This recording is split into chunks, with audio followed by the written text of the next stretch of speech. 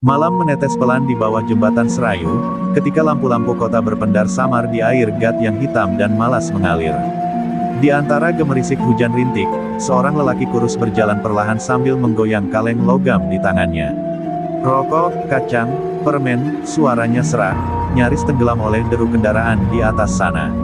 Itulah Wira, pedagang asongan yang hidup dari recehan, tidur di bawah jembatan, dan menyimpan sesuatu yang tak pernah ia ceritakan pada siapapun. Setiap malam setelah dagangannya habis, Wira selalu berhenti di tepi rawa kecil di belakang pasar. Rawa itu tampak biasa bagi orang lain, cuma genangan air kotor bercampur lumut. Tapi bagi Wira, disitulah rumah bagi sesuatu yang ia sebut ibunya yang kedua. Ia berlutut di sana, menyentuhkan ujung jarinya ke air yang dingin, lalu berbisik, "Aku belum mati hari ini, Bu, tapi hampir." Suaranya lirih, seperti berbicara pada seseorang yang benar-benar mendengarkan dari bawah permukaan. Air rawa beriak perlahan, seolah menjawab. Kadang muncul gelembung kecil, kadang hanya keheningan yang panjang. Namun Wira tahu, rawa itu hidup. Ia sudah membuktikannya bertahun lalu, saat tubuhnya ditusuk preman, dibuang ke tempat ini, dan ia bangun kembali 3 hari kemudian dengan dada berdarah, tapi jantungnya berdetak lagi. Sejak hari itu, ia tahu bahwa dirinya membawa ilmu rawa rontek, ajian kuno dari tanah leluhurnya di selatan, yang konon membuat seseorang tak bisa mati selama tanah rawa masih mau menerima darahnya. Namun kebangkitan itu punya harga. Kadang di malam sepi, Wira mendengar bisikan yang bukan dari manusia. Suara yang dalam, berat, seperti datang dari perut bumi, memanggilnya dengan nada lembut tapi dingin, "Kau berutang nyawa, Wira, bayarlah dengan nyawa lain." Ia selalu menolak bisikan itu, berusaha menjadi manusia biasa, berjualan, menabung sedikit, menyisih untuk sedekah.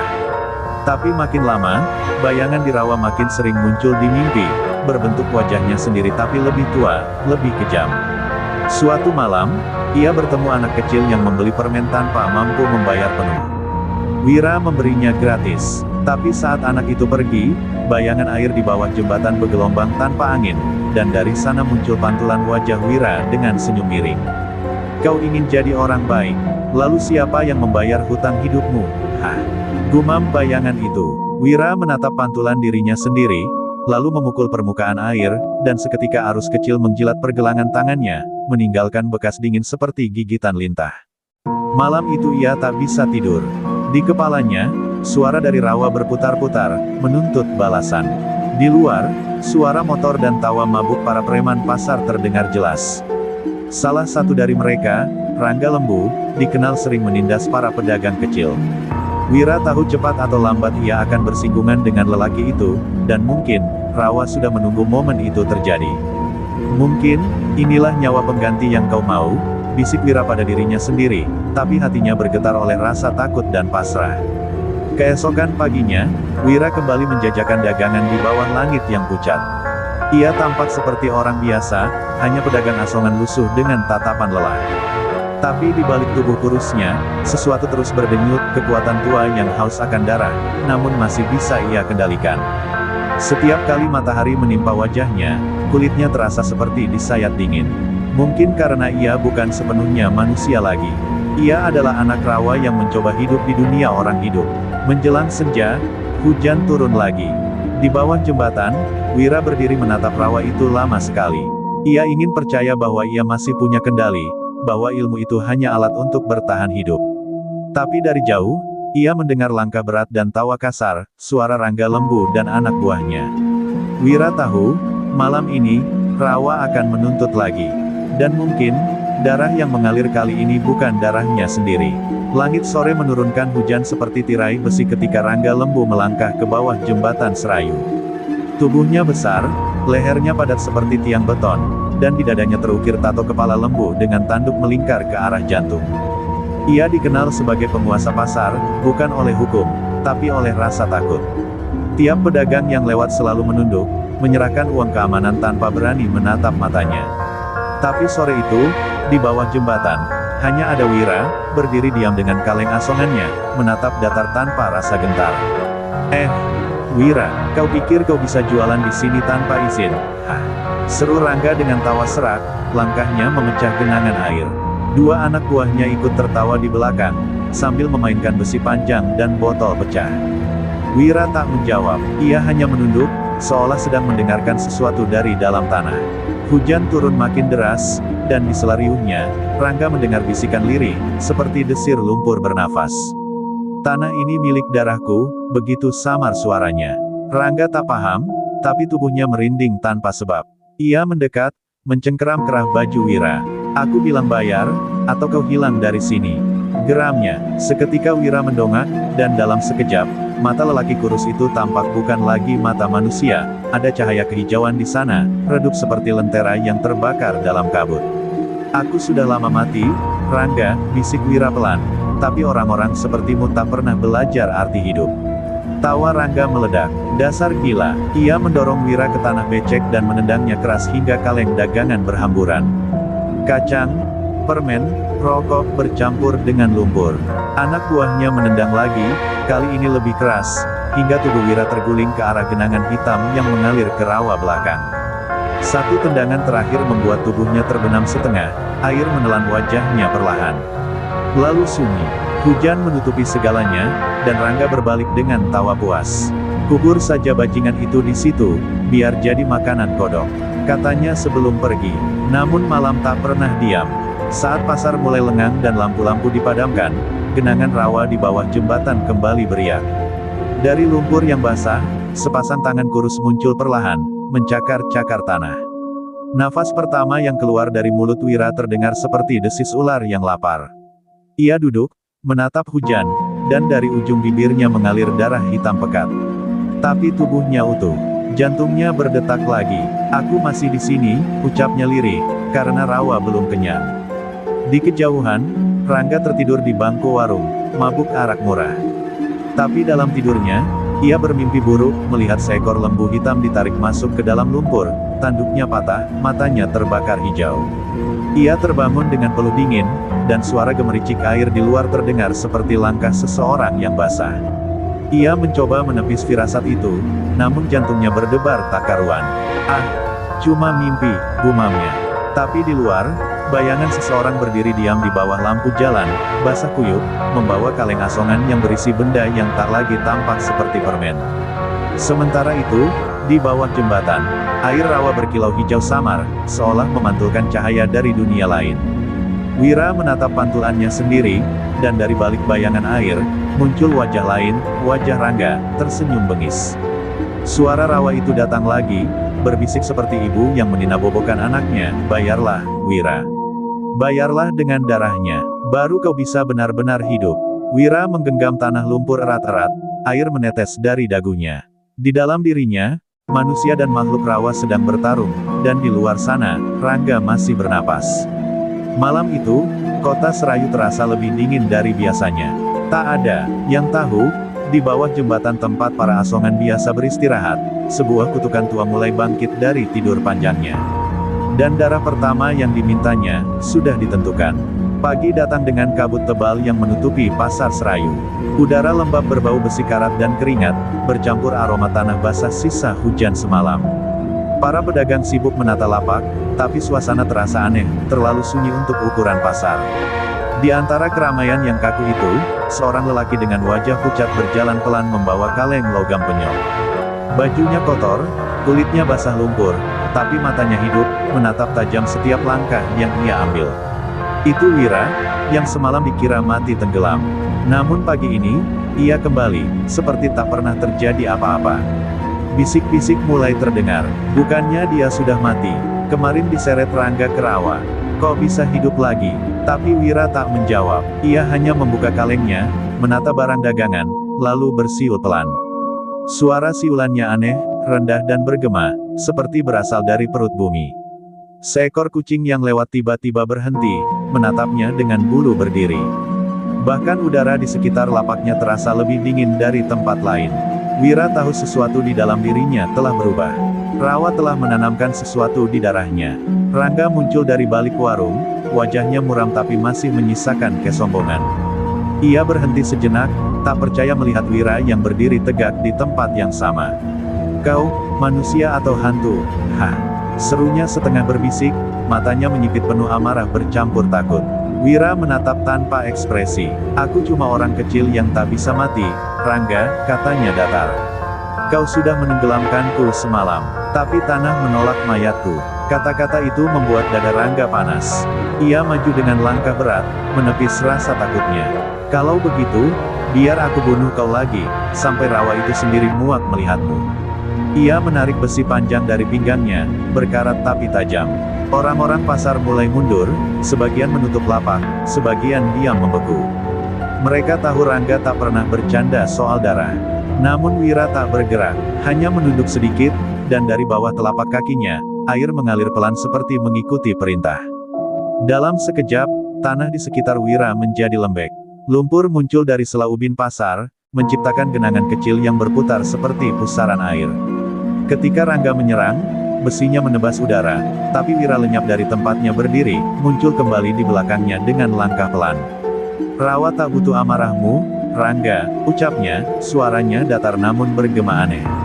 Ia hanya haus. Tiba-tiba, genangan itu meledak kecil, semburan lumpur menerjang ke arah Rangga, membuatnya terhuyung. Tapi tubuhnya menegang, kulitnya berkilat seperti diselimuti perisai tipis. Ilmu lembu sekilan bekerja, setiap serangan yang mendekat berhenti sejauh sekilan dari tubuhnya. Lumpur itu seolah membentur dinding tak terlihat dan jatuh ke tanah. Jangan kira aku preman biasa, Wira. Rangga mengaum keras. Suaranya menggema, membuat beberapa kaca kios bergetar. Ia menghantamkan tinjunya ke tanah, dan dari sana muncul getaran keras seperti langkah hewan besar. Orang-orang berlari panik, lapak terbalik, buah-buahan berserakan. Wira berdiri di tengah kepanikan itu, tubuhnya basah lumpur, tapi matanya menyala hijau. Ia melangkah maju, menembus debu dan hujan kecil, seperti bayangan yang tak terhentikan. Pertarungan berlangsung singkat tapi menggetarkan. Wira berulang kali ditendang dan terhempas, tubuhnya membentur dinding kios hingga berdarah. Tapi setiap kali ia jatuh, tanah di bawahnya berdenyut, dan luka-lukanya menutup perlahan. Rangga mulai kelelahan, ilmu sekilan membuatnya tahan, tapi tidak abadi. Dalam matanya, ia melihat sesuatu yang bukan manusia di hadapannya, Wira. Tersenyum dengan darah di bibir, tapi matanya tenang, dingin, seperti rawa yang tak pernah tidur. Kau bisa membunuhku berkali-kali, Rangga, katanya pelan. Tapi setiap tetes darahku hanya membuat rawa ini makin hidup. Lalu, dengan suara lirih seperti doa, Wira menepuk tanah. Getaran halus menjalar di bawah kaki semua orang. Air gat, lumpur, dan darah bercampur jadi satu, membentuk pola seperti urat hidup di tanah. Rangga menatap dengan mata membesar, baru menyadari sesuatu, rawa yang dulu jadi tempat mayat-mayat dibuang, kini hidup lagi. Ia ingin mundur, tapi tanah di bawahnya terasa hangat, berdenyut seperti nadi manusia. Dari sana, suara lirih muncul, suara yang sama dari mimpinya semalam. Lebih besar dari, waktumu akan tiba, lembu. Malam turun cepat di kota Serayu, seolah takut berlama-lama menyaksikan manusia dan iblis saling bersisian di pasar itu. Setelah bentrokan hebat tadi pagi, pasar mendadak sepi. Lapak-lapak rusak, tanah basah berlumpur, dan di tengahnya, hanya ada sisa genangan air yang berwarna kehijauan, berputar pelan seperti mata yang terus mengawasi. Wira duduk sendirian di bawah jembatan, tubuhnya lemah tapi wajahnya tenang.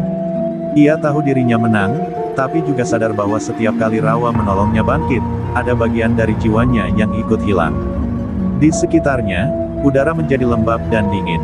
Hujan berhenti, tapi aroma amis darah masih menggantung di udara. Lalu terdengar suara itu lagi, lirih, berat, seolah datang dari kedalaman tanah. Kau sudah mulai menerima kami, Wira. Suara itu bukan satu, tapi banyak, bertumpuk seperti ribuan bisikan yang dihembuskan sekaligus. Kau darah baru kami. Kau yang terpilih untuk membuka pintu rawa. Wira menutup telinganya, menggigil. Diam, aku tak mau jadi alat kalian. Aku cuma ingin hidup, teriaknya. Tapi bisikan itu malah tertawa, gema yang panjang dan menyakitkan. Hidup, kau sudah mati sejak malam pertama darahmu menyentuh lumpur. Sekarang kau bagian dari kami. Tiba-tiba tanah di bawahnya berdenyut. Dari celah-celah retakan, air hitam merembes keluar, membentuk pusaran kecil di dekat kakinya. Di dalam pusaran itu muncul bayangan, wajah Wira sendiri, tapi dengan kulit kehijauan dan mata merah. Bayangan itu tersenyum. Kau masih menyangkal, Wira. Tapi sebentar lagi kau akan haus seperti kami. Haus darah. Wira mundur ketakutan. Tangannya bergetar, tubuhnya menggigil seperti demam tinggi. Ia meraba dada, dan di sana, jantungnya berdetak 2 kali lebih cepat dari manusia normal, seolah ada 2 kehidupan yang bertarung di dalam dirinya. Ia menatap tangannya yang kini bergetar samar, dan sesekali uratnya tampak berwarna gelap seperti arus sungai di bawah kulit. Beberapa hari berlalu, tapi Wira tak lagi tidur nyenyak. Setiap malam ia bermimpi tenggelam dalam rawa tak berujung, di mana mayat-mayat berlumut meraih kakinya sambil berbisik memanggil nama. Saat ia terbangun, telapak tangannya selalu basah, bukan oleh keringat, tapi oleh lumpur yang seharusnya tak ada di sana. Ia mulai takut pada bayangan sendiri, pada genangan air, bahkan pada hujan yang jatuh di tanah. Semua terasa seperti mata yang menatapnya tanpa henti. Namun kutukan tak pernah berhenti di batas takut. Suatu malam, seorang pencuri kecil tertangkap warga pasar.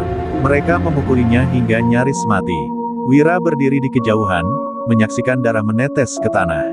Dan saat darah itu menyentuh lumpur, Wira merasakan sesuatu yang aneh, denyut kuat di dadanya, seperti tubuhnya meminum energi itu dari jauh.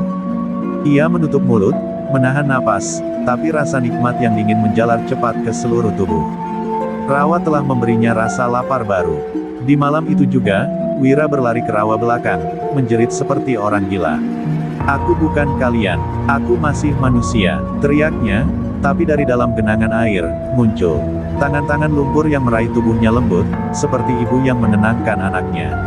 "Tidak, Wira, manusia sudah mati bersamamu di hari kau dibuang ke rawa. Yang hidup sekarang hanyalah kami di dalam tubuhmu." Air menelan sebagian wajahnya, tapi di matanya kini tak ada lagi ketakutan.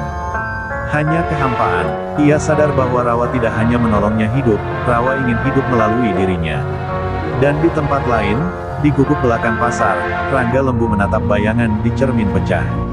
Lehernya masih nyeri, kulitnya panas seperti disetrika.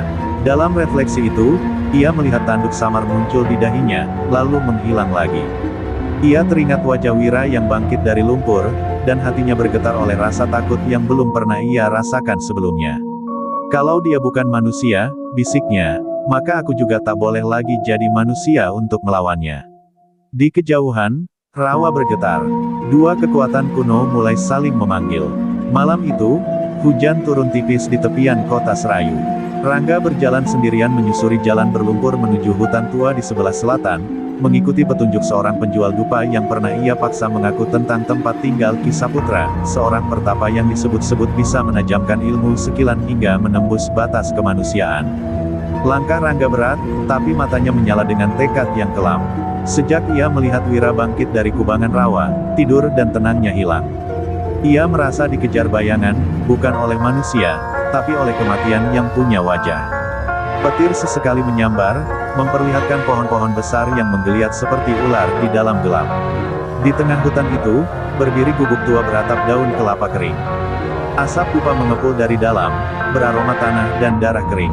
Rangga berhenti di depan pintu, mengetuk 3 kali. Tak ada jawaban, tapi suara berat dari dalam berkata, "Masuklah, lembu dari pasar. Aku sudah mencium bau kebencianmu dari jauh." Rangga menelan ludah dan melangkah masuk. Di dalam, duduklah Ki Saputra, kurus, tua, tapi matanya berwarna abu seperti batu nisan yang hidup. "Ilmu sekilanmu belum matang," kata Ki Saputra tanpa menatap. "Tubuhmu keras, tapi jiwamu rapuh. Itulah sebabnya kau takut pada yang tak bisa mati." Rangga mengepalkan tangan. "Aku tak takut pada siapapun, Ki. Aku hanya ingin menghancurkan makhluk itu, Wira, si rawa hidup." Ki Saputra tertawa pelan. Rawa rontek, "Ah, aku pernah dengar. Ilmu yang meminjam jiwa dari tanah basah. Untuk melawannya, kau butuh ajian bumi yang sejati, ajian tanduk bumi, warisan dari lembu sakti penjaga dasar tanah. Tapi harga ajian ini bukan uang, melainkan manusia." Rangga terdiam. "Manusia, ya?" jawab Ki Saputra sambil menatap tajam. "Untuk menerima tanduk bumi, kau harus menyerahkan satu bagian dari dirimu yang paling hidup. Nyawamu tak cukup, karena kau tak akan mati. Maka yang harus kau berikan adalah sisi kemanusiaanmu." Sunyi menggantung lama. Di luar, hujan berhenti, dan suara petir berubah menjadi gemuruh jauh di langit. Rangga memejamkan mata. Ia teringat wajah pedagang-pedagang yang dulu ia tindas, teringat Wira yang ia buang ke rawa. Kalau itu harga yang harus kubayar, aku siap, katanya akhirnya. Biar dunia ini tahu bahwa aku bukan sekadar preman. Aku adalah lembu yang menjaga tanah dari kutukan rawa. Ki Saputra tersenyum, lalu menyalakan dupa hitam yang asapnya berputar seperti ular. Ia mulai melantunkan mantra dalam bahasa kuno, dan di antara ucapannya terdengar suara gemuruh dari perut bumi. Lantai gubuk bergetar, dan dari bawah tanah muncul cahaya merah darah yang membentuk sepasang tanduk. Sentuhlah ini dengan darahmu, kata Ki Saputra. Rangga menggigit jarinya, meneteskan darah ke ujung tanduk itu, dan seketika seluruh tubuhnya diselimuti panas luar biasa. Ia menjerit, tapi tak ada api yang terlihat. Yang terbakar hanyalah daging kemanusiaannya sendiri. Ketika semua usai, Rangga berdiri perlahan. Matanya kini berubah, merah menyala. Urat-urat di tubuhnya timbul seperti akar pohon, dan dari dahinya tampak dua bayangan tanduk samar, kadang muncul, kadang lenyap. Nafasnya berat seperti hewan besar. Sekarang kau bukan manusia, Rangga, ujar Ki Saputra. Kau adalah lembu sekilan yang sejati.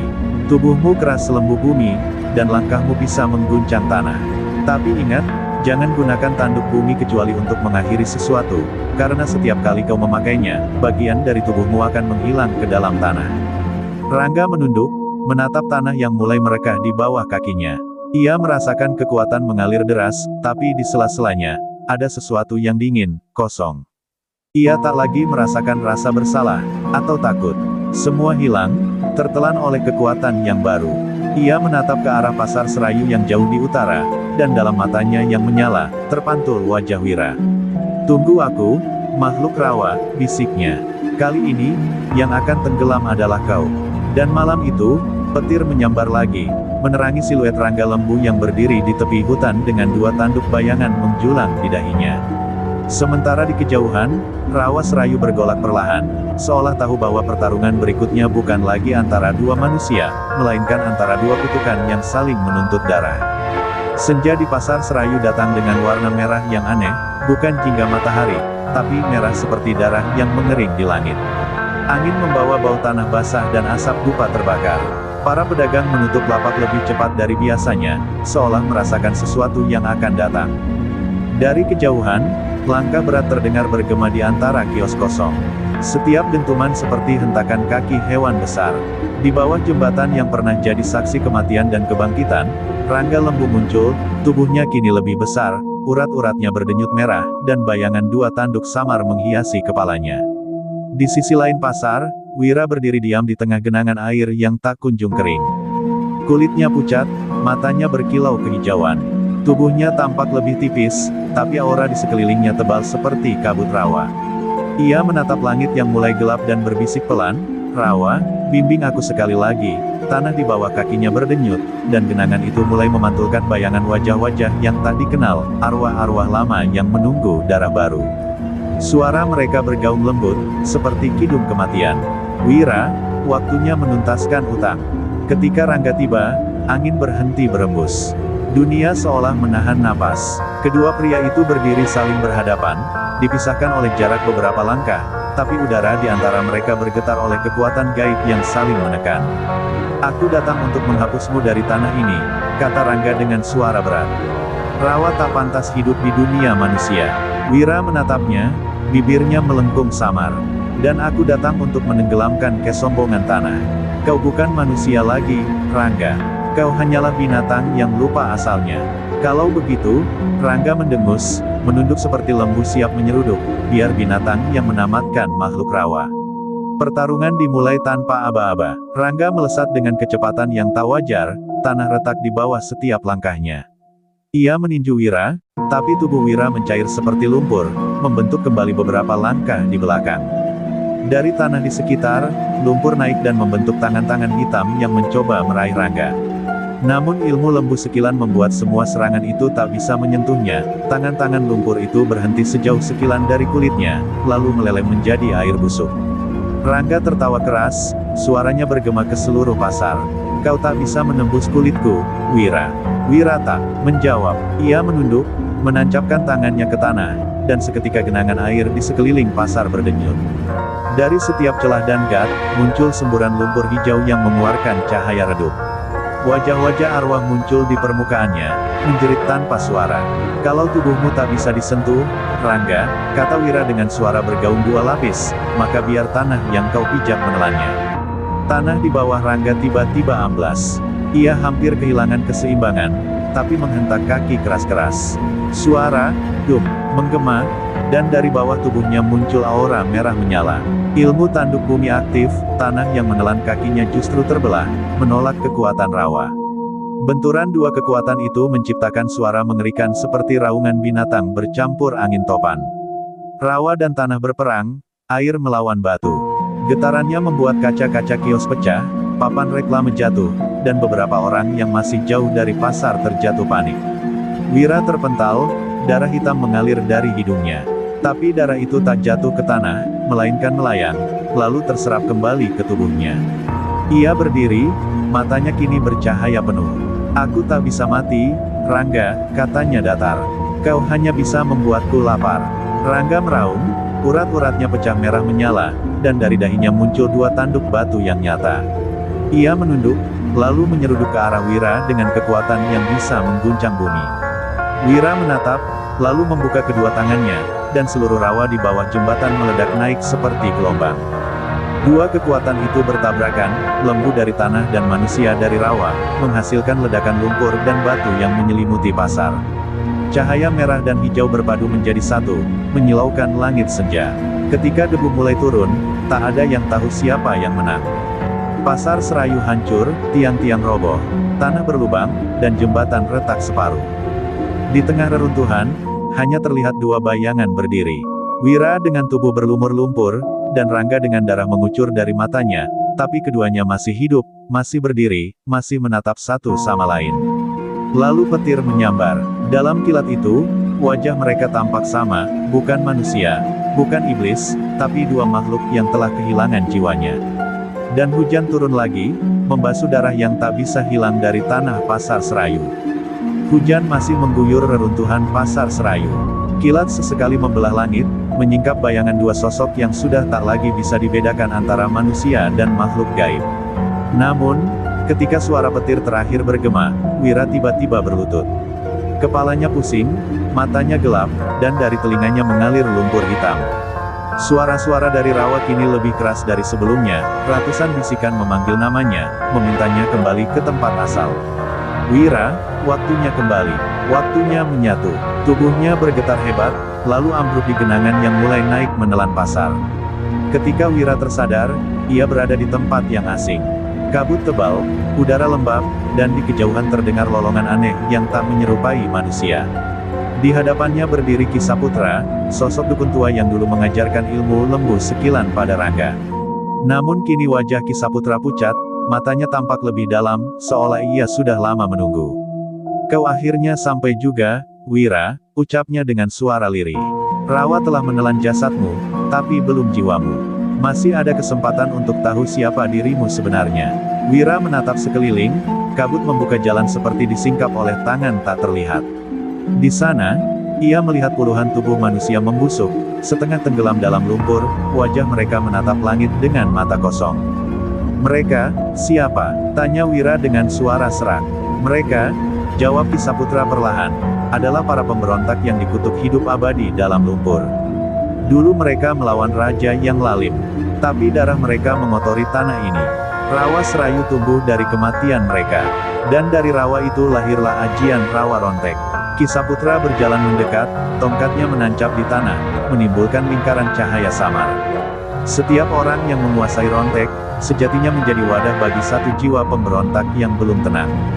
Dan kau, Wira, kau bukan yang pertama. Kau hanya dipilih karena jiwamu lemah dan tubuhmu rela menampung dendam."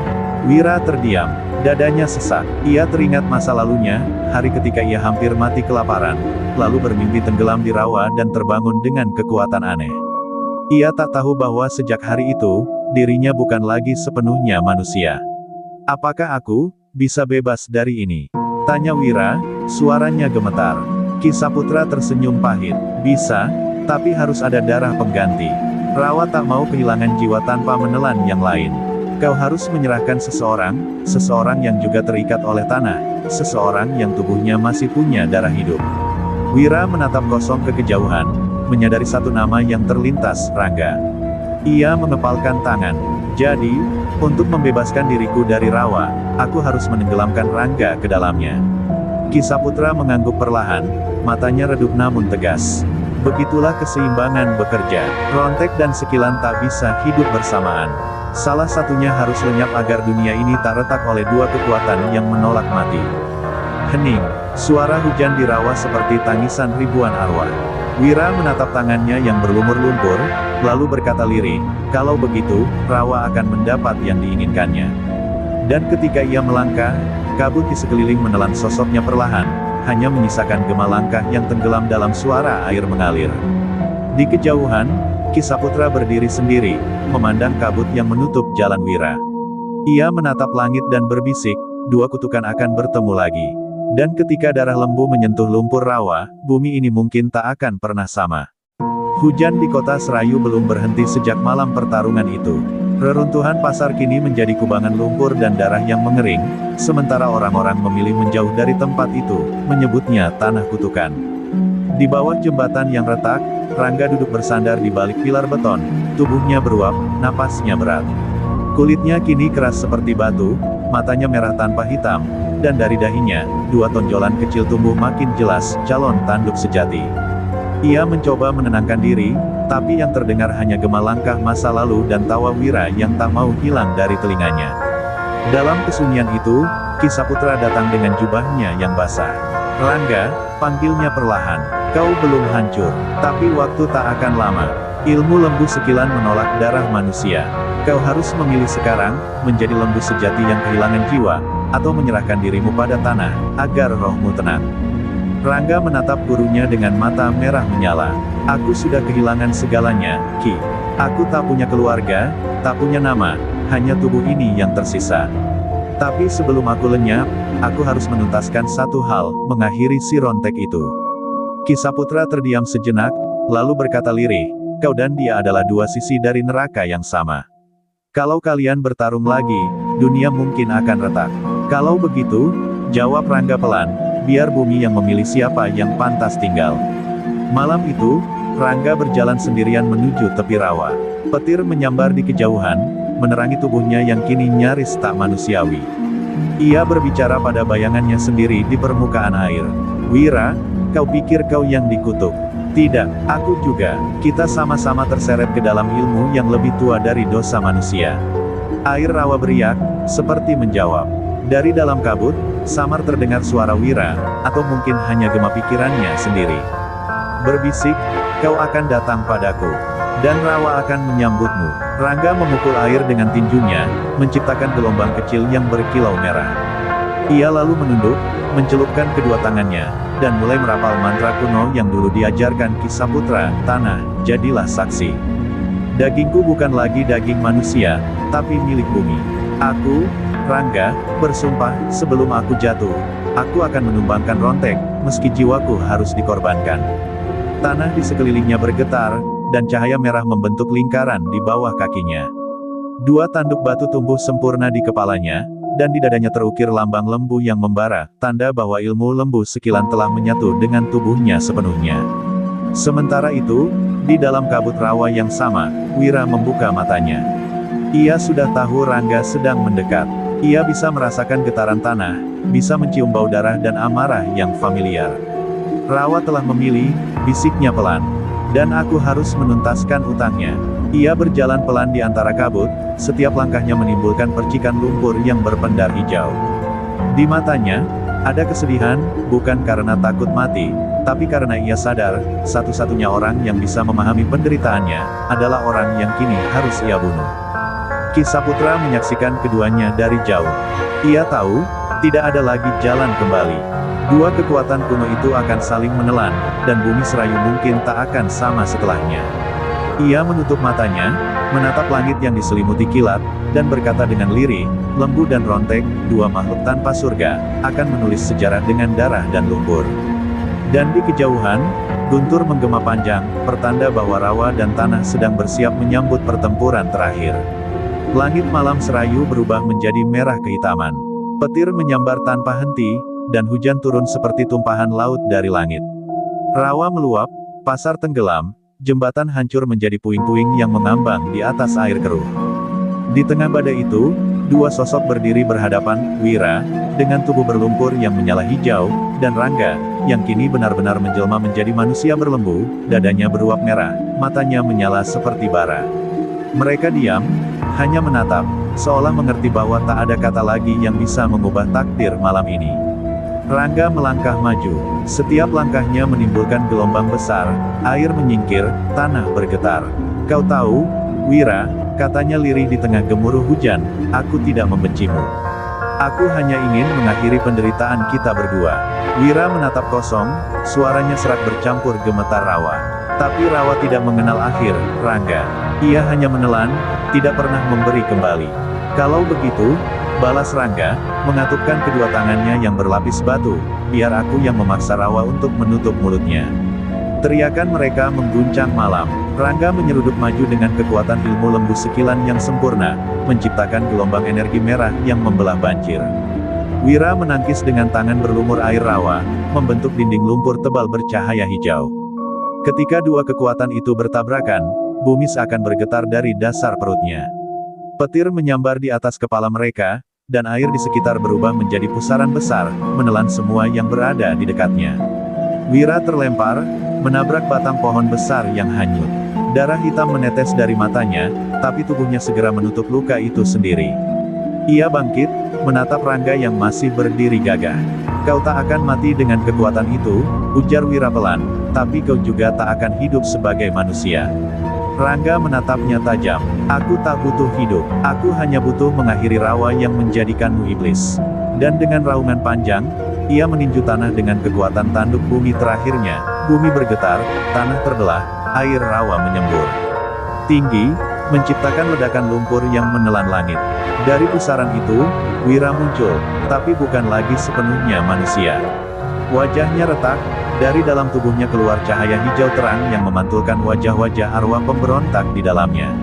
Rangga, suaranya menggema 1000 lapis, kau ingin mengakhiri Rawa, maka kau harus jadi bagian darinya. Ia melompat, menembus gelombang air dan memeluk Rangga erat-erat. Rangga meronta, tapi semakin kuat ia melawan, semakin dalam tubuhnya tertarik ke dalam Rawa. Lumpur naik, menelan kaki, pinggang, dada, hingga hanya kepala mereka yang masih terlihat di permukaan air. Kalau ini takdirnya, bisik Rangga dengan napas terakhir, biar lembu dan Rawa jadi satu. Tapi jangan biarkan manusia lain menanggung kutukan kita. Wira menatapnya sejenak, untuk pertama kalinya, matanya memantulkan kesedihan yang nyata. Mungkin ini pertama kali kita sepakat, katanya lirih. Lalu keduanya tenggelam bersamaan, tanpa suara, tanpa percikan, hanya meninggalkan pusaran besar yang perlahan menghilang di telan hujan. Beberapa saat kemudian, badai mereda. Air tenang kembali, seolah tak pernah ada pertempuran. Tapi di dasar Rawa, dua arwah kuno saling bergulung, satu berwujud lembu merah, satu berwujud manusia hijau. Mereka menyatu, menjadi roh baru, roh penyeimbang antara tanah dan air. Di permukaan, Kisaputra berdiri di tepi Rawa, menatap keheningan. Ia menunduk dan berbisik, Rangga, Wira, semoga kali ini Rawa benar-benar kenyang.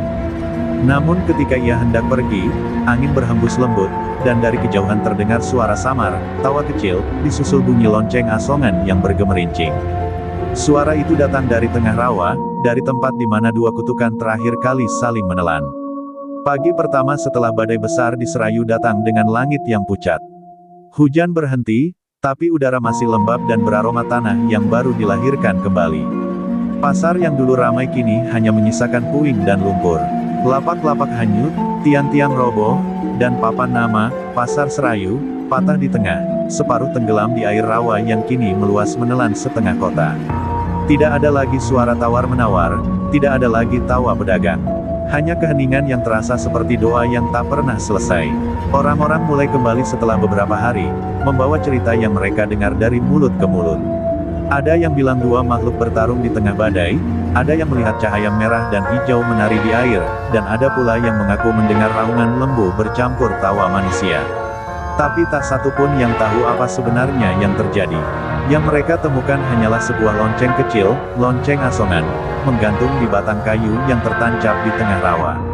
Setiap kali angin lewat, lonceng itu berbunyi pelan, kring, kring, seolah ada yang masih berdagang di bawah sana. Ki Saputra berdiri di tepi rawa yang kini berubah menjadi danau. Jubahnya basah oleh embun, tongkatnya menancap di tanah yang lembek. Ia menatap air yang tenang itu lama sekali, matanya buram menatap masa lalu. Dua jiwa yang tak mengenal batas, gumamnya lirih, akhirnya bersatu dalam diam. Rawa kenyang, tanah tenang. Tapi manusia tak pernah belajar.